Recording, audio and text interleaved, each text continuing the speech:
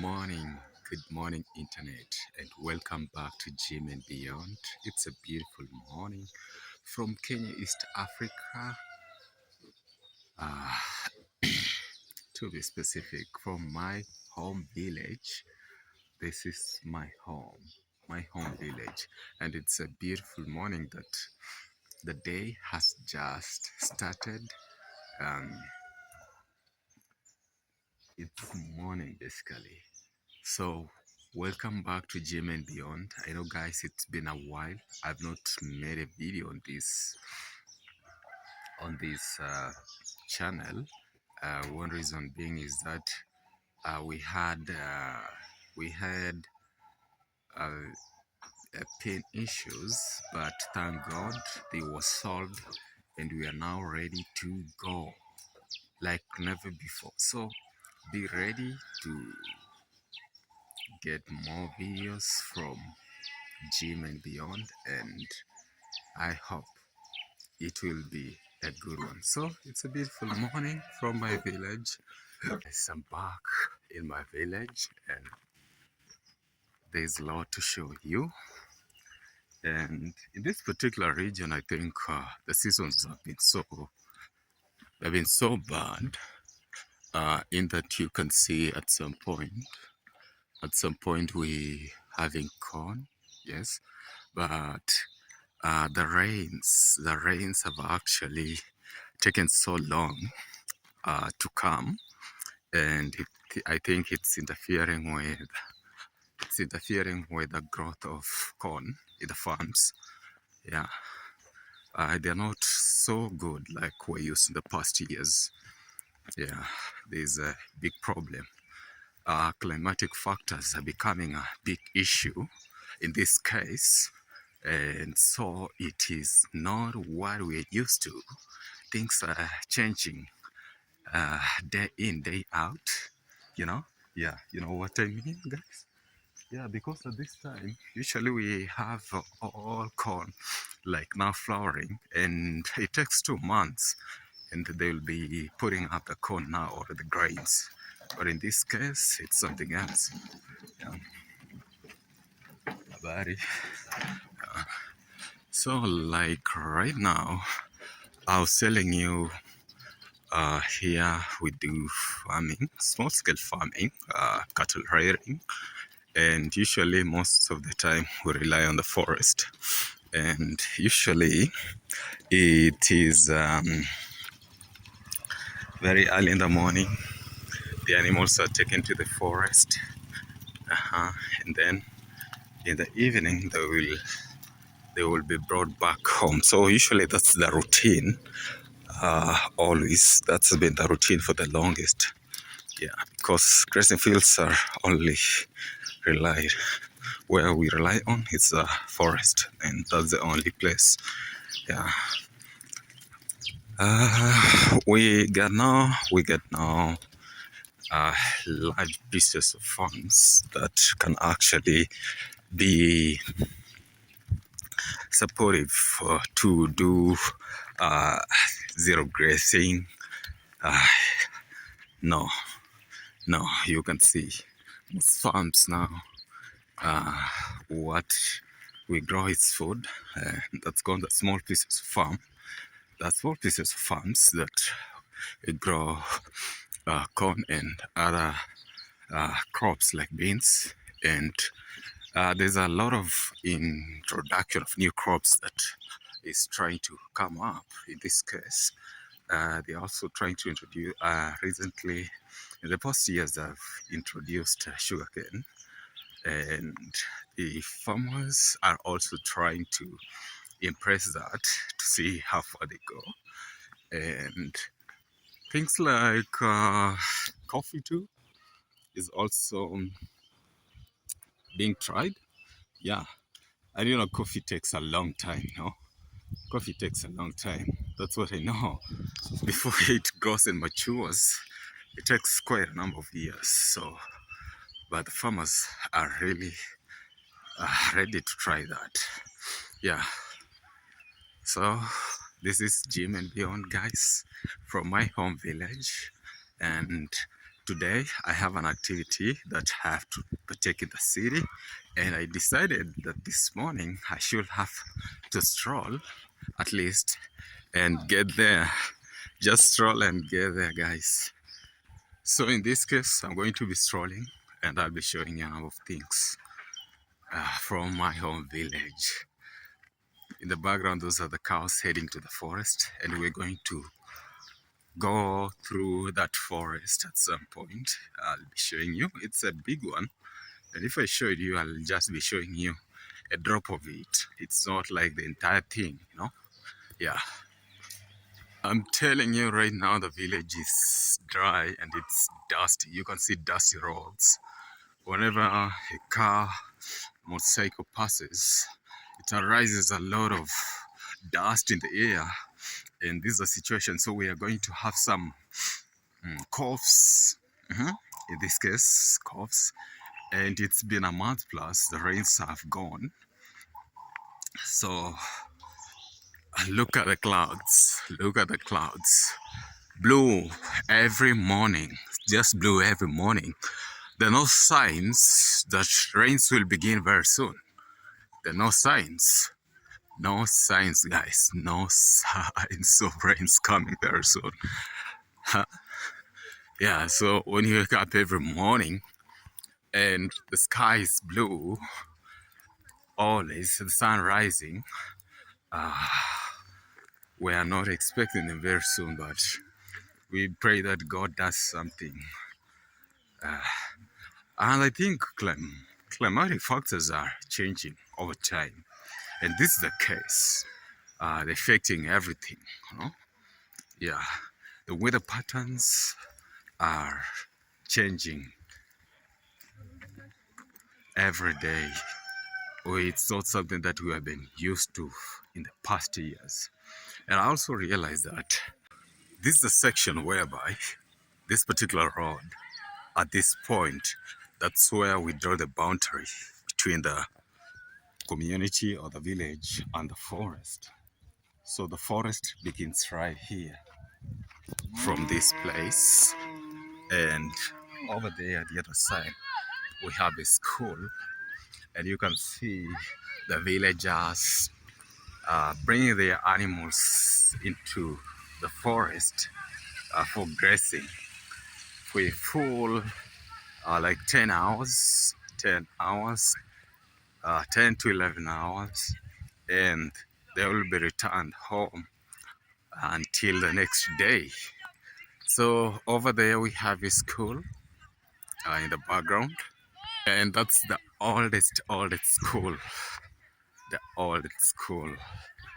I think when I was born, I found it. When I was born, I found that school there, and we have lots of people will say, very old people will be like, we schooled here, and by then I was like 10 years, yes. So over there, the boundary is just there. It's a kind of a road that separates the forest and the village.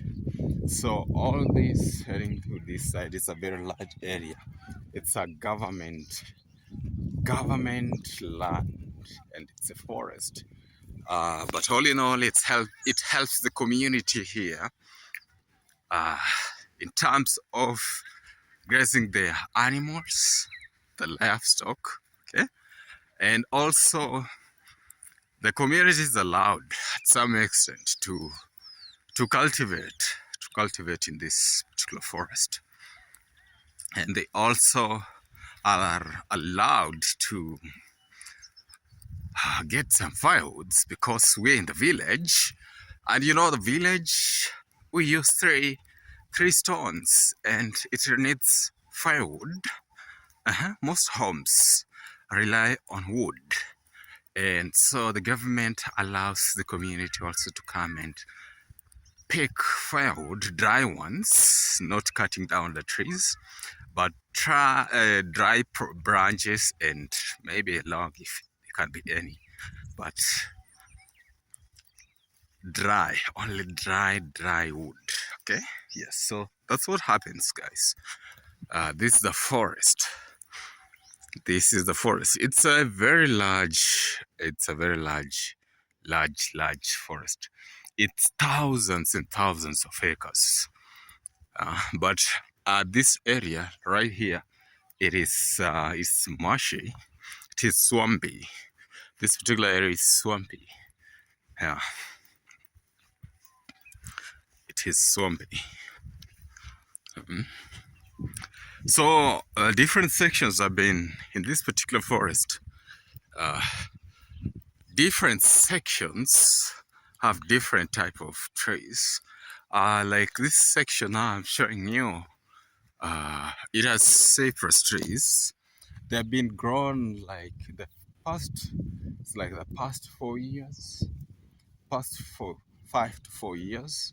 So when they were planted, and they're now growing to mature. And we have another sections has the eucalyptus. It has pine trees. We have another section that have what do we call them?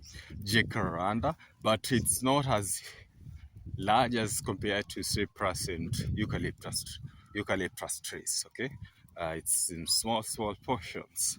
And over there, when you go to the far east, we still have like kind of natural. They are maintaining that.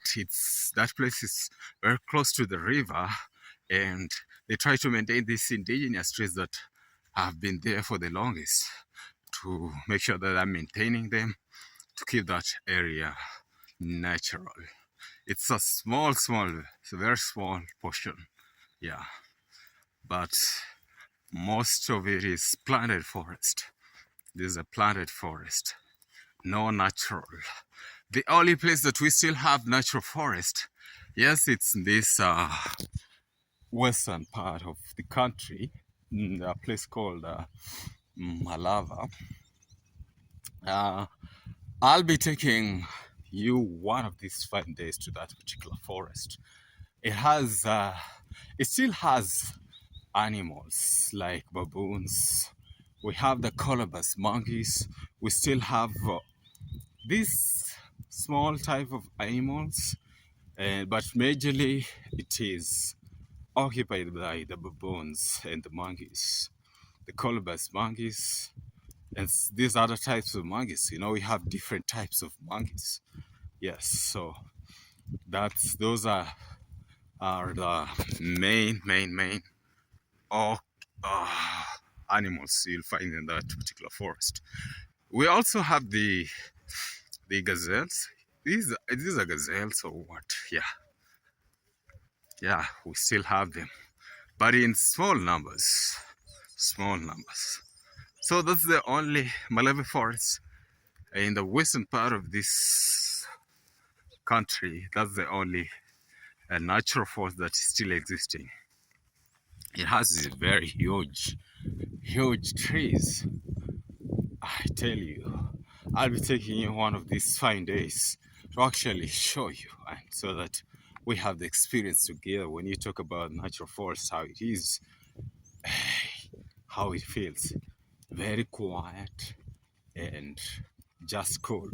I've been there before, but I plan to go back there. Just my own tour, you know. Such kind of things are there that we tour. And if we don't, who will? Yes, so I'll be taking you guys.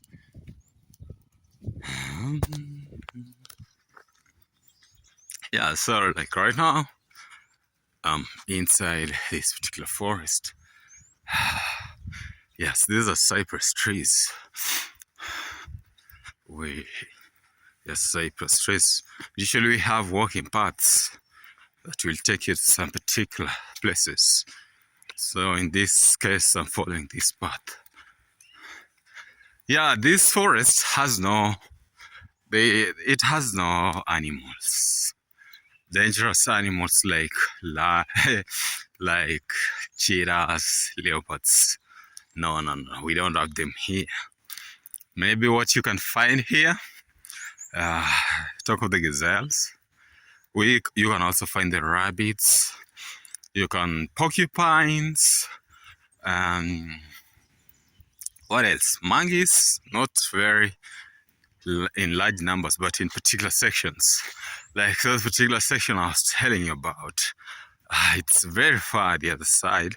It has these small monkeys, and also the other side.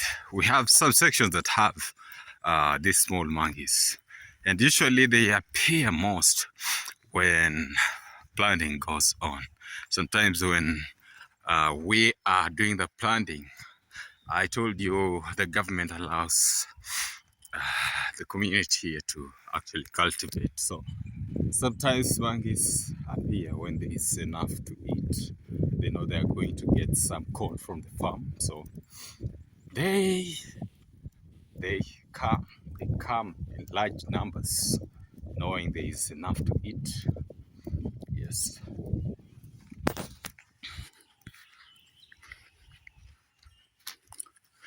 you see, we have some already. It's very already have someone out there with their animals, the goats, the cows. In this case, they just put them together, you see. And the dog is always the first one. I don't know what's surveying. I think this one has been trained how to graze the animals. So it's ahead, then the animals, and then the owner or the cowboy is in the back. Yeah. So that's what we have, you see. Yeah. What I was telling you, the community relies. It does rely on the forest to do most of their grazing. You can see those are cows, sheep, and goats together. So that's what happens actually. That's what happens. Yeah. Mambo. Yeah.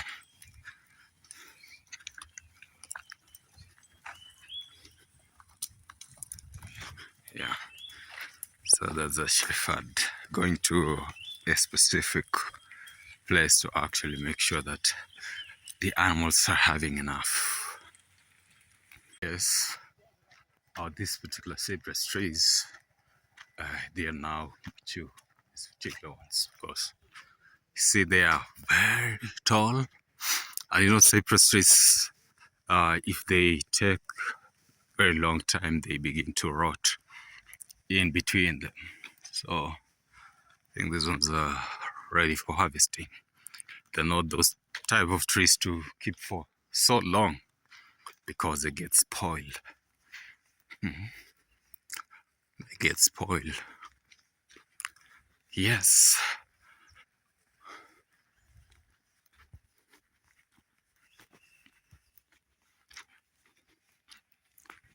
Yeah, still moving on, guys. So I told you over this side, most of these guys actually they do livestock rearing, and it's like because being close to the forest, that has really motivated most of them to actually do cattle rearing. Yes, since they have grazing fields very close to them, why not? And this area, most of these guys have this. They keep donkeys for transportation. Actually, most of them use them for transportation. So this one's a young one. This one's still young, and the mother is there. Here is the mother.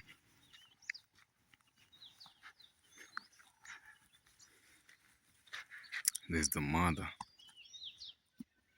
Yeah. also keep donkeys.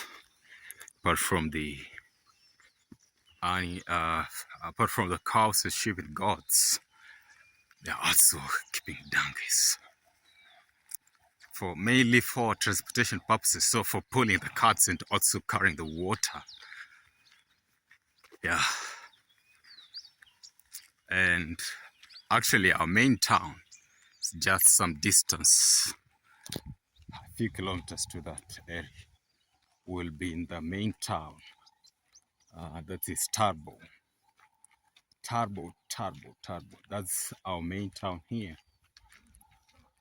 Yes, so probably sometimes they use those donkeys to take the water to the town over there because water is needed there.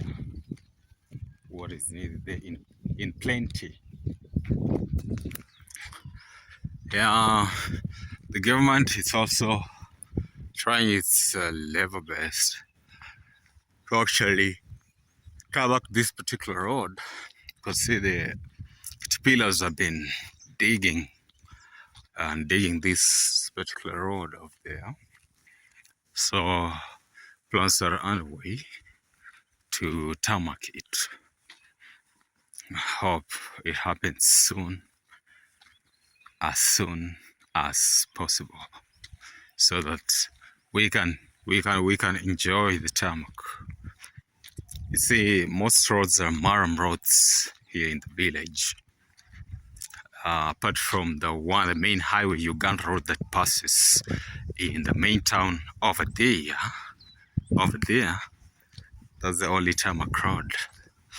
Yeah, but now, bearing in mind the population here has really grown, and we need this road tarmac.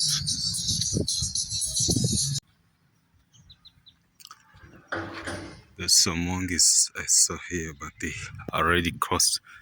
They have actually ran into the bush. In this particular area, it is managed by the government. We have what we call National Youth Service here. It's actually a training ground where training happens, and these guys, after they finish, maybe they can be taken into different areas depending on what they've majored in. So they're over there, you can see. Yeah, I was interested to show you some monkeys. Like right here,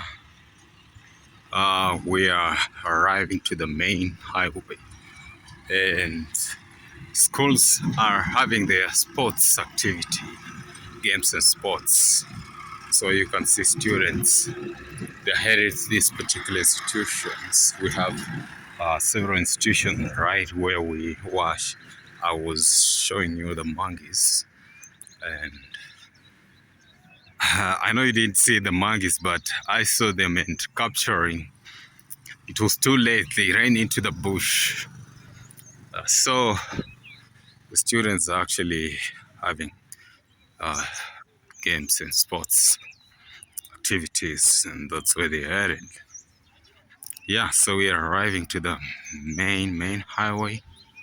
Main highway is just ahead of us. It's the Uganda Road, and here is our main town, Turbo. Turbo. It's called Turbo. So this is actually our main town. Whenever you're in the village, when you say you're going to Turbo, they just know you're going to town. Yeah, so this is the main our town. But right now I'm headed to the city, Eldoret City, because there's something I have to pick over there, then come back. Yeah, so I'm heading to Eldoret City, but I have to go via this our town here, which is Turbo. Yeah, actually, lumbering is the main business here. Being very close to town here, most guys actually do lumbering, just dealing with wood. And sometimes I think uh, sometimes the government allowed them to actually harvest the trees that were ready and mature. Government allowed them to harvest them, and that's why you can see the business is booming. They are majorly into lumbering. So you can see Eldoret. Eldoret is the city, and we have another town ahead of there called Webuye. The signpost showing. Yes. So um, here we are in Turbo, which is the main city and main town of this place. But I'll be going further to Eldoret City. I told you I have some errands to run up there, and I'll be coming back today. Yeah, yeah. I told you lumbering is like kind of the business that's happening here. And you can actually see those guys over there. They are loading those logs on the tractor and see what the technique they are using. That's the technique they're using. I've actually put some logs and they have to push it up on the trailer or on the carriage. Yes. So they are loading over there. Yeah, so you see those mature trees actually. That's what the government allowed them to harvest. And they are doing lumbering to actually get wood and stuff too. You see, they are loading, guys, and it's a tedious one.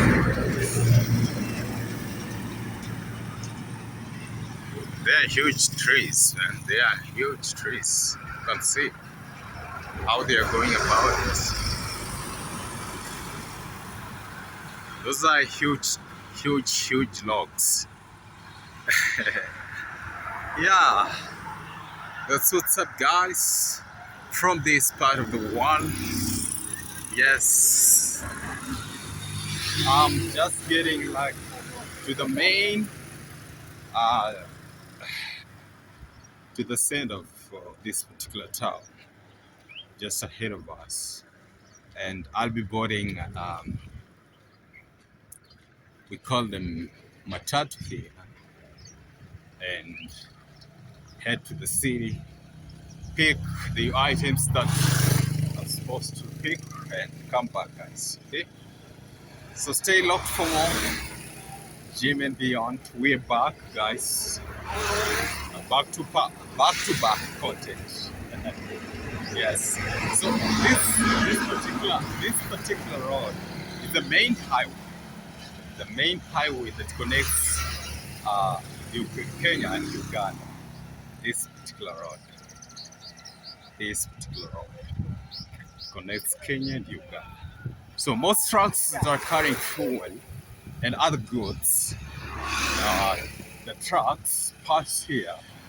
Then the other side is at the border. They cross. There's a border called Malaba. That's where they cross the border and get into Uganda. When I grow up,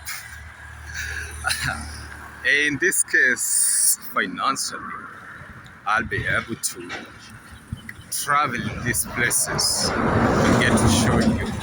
Because what I want to do is traveling and showcasing different places, sharing with you guys. So pray for me that things get better in terms of finances, and I'll be actually on the road. Yes, I'll be on the road to bring you the best that I can, right on time. Yes, that's my biggest dream. That's my biggest dream. That's what I want to do. So you can see the signpost over there saying Turbo. So this Turbo town, now the signpost here showing we're in Turbo. We come in the center of the town, heading the other side, and we're going to take what we call Matatu. Be heading to the city, which is Eldoret. Okay? Yes, guys.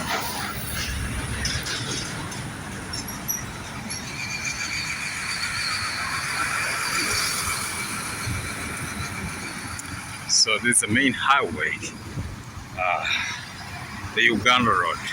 See most trucks that are passing here. They are either coming from Uganda or going to Uganda.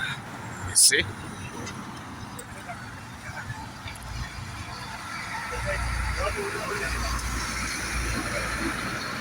So let's get to the city, guys. Let's get to the city. Going to board what we call Matatu. There are actually minibuses that ferry people to different places. So that's what I'm going to board, and I'll be right away in the city. Yeah. You know what, guys? Here in Africa, things become so tough, or the government doesn't employ lots of people. And the main thing is actually, if you have money, just find your motorcycle and you'll be doing the border border. We call it border border. So it's like this type you use your motorcycle to ferry people around, and they pay you a certain fee depending on the distance and the place that you're taking. So most youths actually, they are into border border thing, because look, you'll find out they are educated, but because the government is not ready to accommodate everybody, in this case there are no jobs, and if they are, you really have to struggle. So they end up buying themselves motorcycles and doing the border border thing just to ferry people around, because it's a lucrative business. It's a good business that is really paying. So that's what most youths have turned into. And it's becoming a discouragement, because at some point, those that are finishing their Form 4, the high school level, they tend to say like, why should I go to the university? Because I'm not, at the end of the day, I'm not going to get a job, and this is discouraging. So they right away tell the parents, just buy me a bike, and I'll be doing that, not to waste time going to the university. So at some point, it's really discouraging. But that's what's up. Education is good. If you have the opportunity, if you're in a position, you better go for it. And one day, one time, you never know. It gets there. It gets there, and you'll find yourself in a particular thing, depending on what you've done. So I encourage that the youths are not to shun away from going to a higher education. Having this thing in mind that we're not going to have jobs after the university. So that's what's up, guys. I'm right here. We're going to the city in a few. Stay long, guys, for more. When I arrive in the city, I'll be showing you a little bit of it, and this video comes to you today, guys.